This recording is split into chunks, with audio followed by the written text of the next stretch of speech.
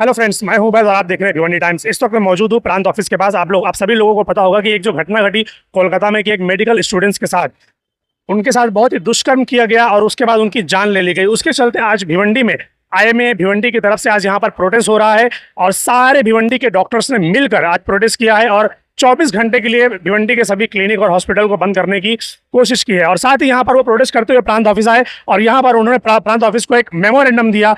आइए जानते हैं कि उनकी मांगे क्या है और वो क्या सोचते हैं।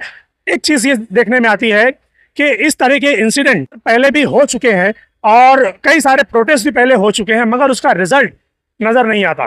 कई सारी चीज़ें ऐसी हो चुकी हैं पूरे हिंदुस्तान के अंदर कि न जाने कितने लोगों के साथ दुष्कर्म हुआ, न जाने कितने लोगों को मारा गया, मगर कहीं ना कहीं सरकार उसके ऊपर फेल नजर आती है उनके ऊपर एक्शन लेते हुए। तो चलिए देखते हैं कि डॉक्टर्स का क्या कहना है और वो क्या चाहते हैं। जी मैडम, क्या कहना चाहते हैं? आज आप लोगों ने यहाँ पर प्रांत ऑफिस में मेमोरेंडम दिया और इसके खिलाफ आप प्रोटेस्ट कर रहे हैं, क्या मांगे आपकी? हमारी मांगे है कि जो तरीके से कलकत्ता के मेडिकल स्टूडेंट के साथ जो हादसा हुआ है, पहले रेप बाद में ब्रूटल मर्डर, ये तरीके की चीजें आगे भविष्य में कभी भी किसी के भी साथ, किसी भी स्टूडेंट के साथ होनी नहीं चाहिए। ये हमारा कंसर्न सिर्फ वो मेडिकल स्टूडेंट है इसके लिए नहीं है, हर एक स्टूडेंट इक्वली इंपॉर्टेंट है। गवर्नमेंट ने सबको सेफ माहौल पढ़ते वक्त देना चाहिए, रूल्स रेगुलेशन एक्ट्स में स्ट्रिक्ट चेंजेस करने चाहिए, मैक्सिमम सिक्योरिटी देनी चाहिए, सीसीटीवी लगाने चाहिए और एक स्टूडेंट मेडिकल स्टूडेंट को ह्यूमन की तरह ट्रीट करना चाहिए और जिन्होंने ये किया उनको स्ट्रिक्ट पनिशमेंट होनी चाहिए। ये चीज़ हम पहली बार नहीं देख रहे हैं, ऐसा पहले भी कई बार हो चुका है और कई सारे प्रोटेस्ट भी हो चुके हैं इसके पहले, मगर सरकार कहीं पर भी प्रोटेक्शन देते हुए नजर नहीं आती, वो फेल होते हुए नजर आती है। इस पर क्या कहेंगे आप? पार आर्या पार होगा और सारा देश नहीं, इंटरनेशनली भी ये चीज़ का नोटिफिकेशन मैंने कॉग्निजेंट लिया गया है, तो इस बार हम लोग आशा करते हैं कि ये कुछ स्ट्रांगली इसका स्टेप गवर्नमेंट उठाएगा। डॉक्टर साहब, आप क्या कहेंगे? ये जो प्रोटेस्ट है ये सिर्फ एक मेडिकल स्टूडेंट के लिए नहीं है, ये प्रोटेस्ट हर एक माँ के लिए, हर एक बहन के लिए, हर एक बीवी के लिए, हर एक फीमेल के लिए। ये इसके लिए पूरा देश, ये पहली बार ऐसा हो रहा है कि पूरा देश इकट्ठा हो रहा है। ये सिर्फ हम लोग मेडिकल जो लोग हैं सिर्फ वो जमा नहीं है, सिर्फ डॉक्टर्स जमा नहीं है, आम पब्लिक भी इसके अंदर आना चाहिए, उठना चाहिए, आवाज उठाना चाहिए। इतना ब्रूटल मर्डर, उसकी पेल्विक गर्डल यानी कि 90 एंगल में मिली, हाँ, उसके आंखों के अंदर पूरा ये शीशा घुस गया था, ये बोन की हड्डी, ये हड्डी है ना टूटी हुई पड़ी हुई नजर आई। ये इसका प्रोटेस्ट पूरे इंडिया में होना चाहिए। इसका रिजल्ट क्या मिलेगा आप लोगों को, और अगर इसका रिजल्ट नहीं मिला तो आगे क्या? गवर्नमेंट को तो इसके ऊपर पूरे का पूरा यानी कि ये एक्शन लेना चाहिए और उन्हें फांसी की सजा होना चाहिए। मैं तो बोलता हूँ कि रोड पे होना चाहिए सर, बिल्कुल खुलेआम होना चाहिए, तभी यानी कि ये रेप, और ये रेप सिर्फ ये कोई स्लम एरिया में नहीं हुआ है। एक पढ़ी लिखी लड़की, इतने अच्छे घर की लड़की हॉस्पिटल में, हाँ, स्लोगन था बेटी पढ़ाओ बेटी बचाओ। बेटी पढ़ तो ली लेकिन लोग कहते हैं कि बेटी बच नहीं पाई, तो इसके ऊपर क्या कहेंगे आप? हम लोग तो भाई हमारी कोशिश कर रहे हैं, गवर्नमेंट को अपनी कोशिश करना चाहिए। हम लोग आज जो जमा हुए हैं इतने सारे सब डॉक्टर, भिवंडी के जितने भी मेडिकल एसोसिएशन है वहां के हर एक डॉक्टर यहाँ पे मौजूद है। हम लोग हमारी कोशिश कर रहे हैं, गवर्नमेंट को अपनी कोशिश करना चाहिए। हम लोग इतना ही बोलना चाहते हैं। क्या कहना चाहेंगे सर, जिस तरीके से दिन ब दिन माहौल इस तरीके से खराब होते जा रहा है कि पहले तो आम लोगों के साथ लेकिन अब डॉक्टर्स लोगों के साथ भी, तो क्या कहेंगे इसके ऊपर? हम एक कॉमन कॉज को लेके यहाँ पे जितने भी मेडिकल फ्रेटर्निटी है भिवंडी के साथ में जमा हुई है, हमने एक लेटर ऑफ मेमोरेंडम दिया है एसडीओ ऑफिस में।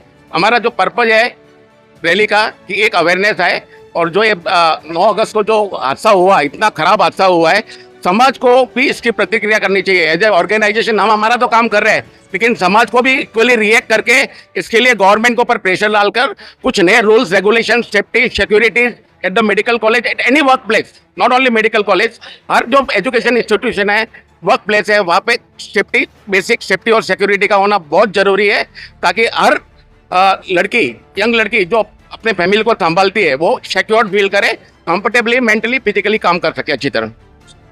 बहुत दुखद घटना है एक्चुअली, और इसलिए हमने अभी एसडीओ को एक लेटर दिया है और रिक्वेस्ट किया है कि स्ट्रिक्ट से कानून बनाया जाए, क्योंकि अगर एक डॉक्टर हॉस्पिटल में सेफ़ नहीं है तो कोई भी कहाँ पर भी सेफ़ नहीं है।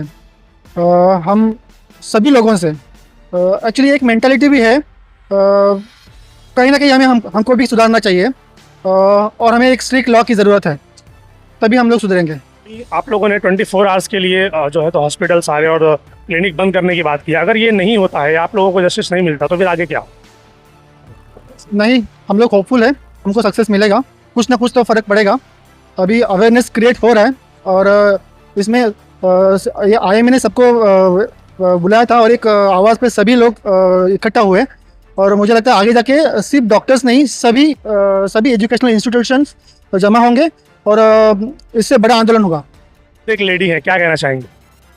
बेटियों पे करोगे अत्याचार तो कभी व्यर्थ न जाएगी उनकी पुकार, और डॉक्टर बेटियों पे करोगे अत्याचार तो पूरे जग में मचा देंगे हाहाकार। क्या बात है, ये तो We want justice delayed. और अगर बेटियां वहाँ सेफ नहीं है तो 50% से ज्यादा doctors will withdraw from the medical field. कल बेटियां भेजने भी माँ बाप डरेंगे, तब क्या करेगी सरकार? आप हॉस्पिटल में जाके फिर बोलोगे अभी डॉक्टर नहीं है तो नर्स भी नहीं है, तो फिर क्या वार्ड बॉय से ट्रीटमेंट करवाएंगे आप? बेटियों को कैसे भेजेंगे लोग हॉस्पिटल में? आज भी भिवंडी में हॉस्पिटल में आके पूछते हैं लेडी डॉक्टर नहीं है क्या? अगर ये डर से गर्ल्स अगर डॉक्टर नहीं बनेगी तो लेडीज डॉक्टर मिलेंगे कहाँ से? और इस तरीके से चीजें होंगी तो कहाँ से मिलेंगे? सही। आपको अपने बेटी के इज्जत का इतना डर लगता है तो वो भी किसी की बेटी है जो बाहर जाके पढ़ती लिखती है, तो वो हर समाज का ये काम है देखना। हर माँ अगर अपने बच्चे को ये संस्कार दे के भेजे बाहर कि सामने वाली लड़की ये टाइम पास का चीज नहीं है, इज्जत देने वाली चीज है, उसको इज्जत से देखो, ये संस्कार हर माँ अपने बेटे को देगी तो इस तरीके से कांड कभी नहीं होंगे। हम बोलते हैं कि बेटी बढ़ाओ देश आगे बढ़ेगा। अगर बेटी नहीं पढ़ेगी, नहीं आगे बढ़ेगी तो देश कैसे आगे बढ़ेगा? तो हर कंट्री का वैसे ही है। और इसके डर से अगर पेरेंट्स अपनी बेटी को नहीं आगे जाने देंगे तो देश पीछे ही जाएगा, आगे नहीं जाएगा। तो इसके बारे में सरकार को सोचना पड़ेगा कि हमारे देश को आगे बढ़ाना है या वापस से उसको 500 साल पहले की देश में भेजना है। बेटी पढ़ेगी अगर बचेगी। और हम ये एक नया स्लोगन, बिल्कुल सही है। डिमांड्स ये हैं कि पुलिस और सिक्योरिटी ज्यादा बढ़ानी चाहिए, हर जगह सीसीटीवी कैमरा होने चाहिए, और जिसको भी ये कृत्य करते हुए पकड़ा जाए ऑन ड्यूटी है वो। अगर कोई पुलिस ऑफिसर को कॉलर भी पकड़ता है ऑन ड्यूटी, टिकट कलेक्टर को ऑन ड्यूटी कॉलर पकड़ा तो उसको 3 साल की सजा हुई, और डॉक्टर को मारपीट करके भी लोग निकल जाते। इसमें ऐसा कुछ नजर नहीं आता। हमारी बेटी हो चाहे बेटा हो, वहाँ हॉस्पिटल में खड़ा रह के मार नहीं खाएगा। सबसे सस्ती जान डॉक्टर की है जो सबकी जानें बचाता है। जान तो सबकी कीमती है, चाहे वो डॉक्टर हो या आम इंसान। इतनी बार ये कांड होते हैं लेकिन इसके लिए स्ट्रिक्ट जो है रूल्स उतने स्ट्रिक्ट होने चाहिए। उसके बारे में सेंट्रल प्रोटेक्शन एक्ट आना चाहिए, वो सेफ जोन डिक्लेयर होना चाहिए, हॉस्पिटल भी सेफ जोन डिक्लेयर होना चाहिए। Maximum CCTV, high and security police her hospital में होने चाहिए। needs to have a separate room for rest, है ना? नहीं है वो, लेडीज के लिए अलग और जेंट्स के लिए अलग डेफिनेटली होना चाहिए। रात का टाइम है, इतने घंटे वो काम करते हैं। You put a curve on the hours of working of this ladies, and it's not only about medical fraternity, it's any कोई भी फ्रेटर्निटी हो वो सेफ नहीं है। और अगर आगे सेफ नहीं है तो पढ़ेगी नहीं, और फिर गया बेटी पढ़ाओ बेटी बचाओ, everything goes to a hell. Thank you madam, thank you. आता सरकारची ही जबाबदारी आहे की वेळोवेळी ही आजची एक घटना नाही, वर्षानुवर्ष असं घडत जाते, मुलींवर डॉक्टरांवर अन्याय होतो। हा आता कालचा प्रकार कलकत्त्याचा तर अत्यंत घृणास्पद आहे। त्या गोष्टीकडे कोणी नजर अंदाज करू शकत नाही, सरकारने त्याच्याकडे गांभीर्याने घ्यावं। नुसतं आम्ही बघतो सरकार काहीतरी स्टेटमेंट देतं आणि कारवाई कुठली होत नाही। आजही या गोष्टीवर आज 15 दिवसाचा वर झाले, कुठली कारवाई झालेली दिसत नाही। त्यामुळे आमच्या डॉक्टर क्षेत्रातील लोक नर्वस होतात, त्यांचा स्वतःचा आत्मविश्वास कमी होतो। पुढे मागे लोक विचार करतात की हॉस्पिटलात जाऊ का नको जाऊ, मुलीला पाठवू का नको पाठवू। असे जर अन्याय होत असतील तर सरकारने लक्ष द्यावं की पुढे वैद्यकीय सेवा लोक कशी उपलब्ध करून देतील। सरकारी दवाखान्यामध्ये ही हालत आहे, खाजगी दवाखान्यामध्ये तर याच्यापेक्षा वाईट आहे। खाजगी दवाखान्यात जे काय घडतं त्याला कुठे दाद दिली जात नाही, डॉक्टर अन्यायाची बद्दल ओरडाओरडा करतो पण कुठे महत्त्व दिलं जात नाही। सरकारने या गोष्टीची काळजी घ्यावी। विशेषतः आता सरकारी दवाखान्यामध्ये गव्हर्नमेंट मेडिकल कॉलेजमध्ये जे रेसिडेंट आहेत, जे स्टुडंट आहेत, त्यांचं राहण्याची, आराम करण्याची त्यांची जी ड्युटी आहे त्याचे तास फिक्स करा। आजपर्यंत मॉर्ने किती वेळा संप केला असेल त्या गोष्टीसाठी, प्रत्येक वेळेस आश्वासन दिलं गेलं की त्यांचे कामाचे तास फिक्स होतील, त्यांचं पेमेंट फिक्स होईल, त्यांची सुरक्षता पुरवली जाईल, पण कुठली गोष्ट दिली गेली नाही। माझी सरकारला एवढीच विनंती राहील की त्यांनी याच्या पुढे तरी या विद्यार्थ्यांचं, या रेसिडेंट्सचं, या डॉक्टरांचा विचार करावा, त्यांचं राहण्याचे क्वार्टर्स चांगले करावे, त्यांचे ड्युटीचे तास व्यवस्थित करावे आणि महत्त्वाचं म्हणजे सुरक्षा द्यावी।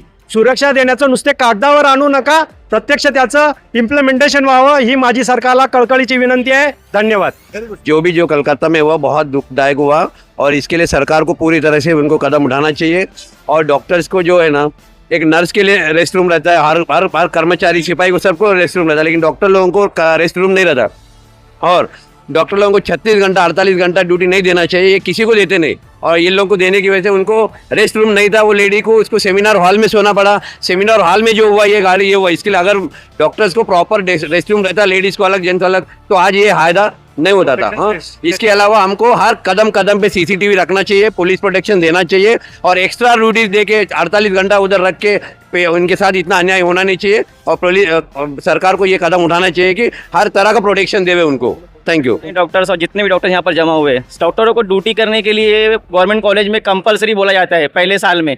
तो जब ड्यूटी आवर्स जो फिक्स किए गए 36 आवर्स, उस वक्त में डॉक्टर वो वहाँ पर ऑन ड्यूटी है तो उसका एक गवर्नमेंट का स्टेटस होना चाहिए।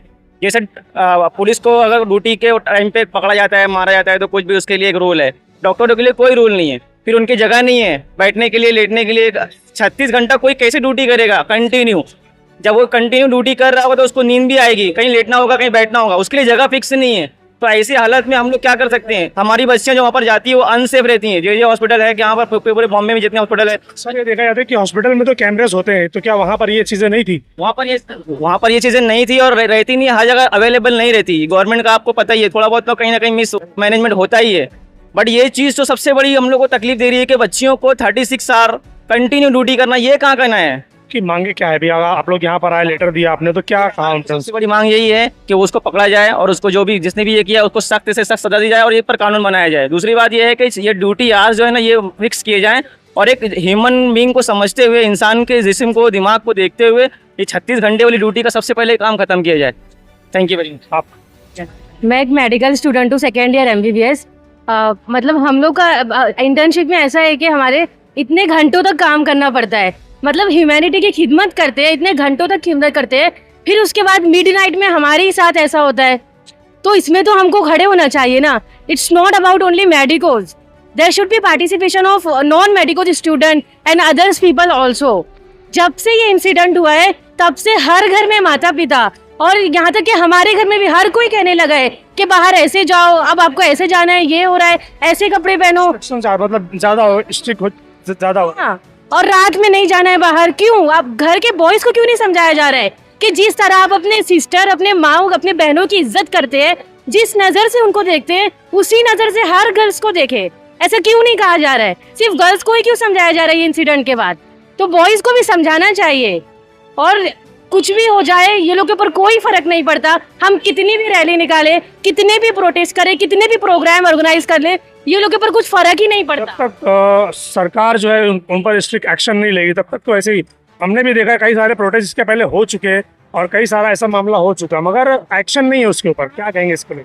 We want justice anyhow, we want justice. Thank you.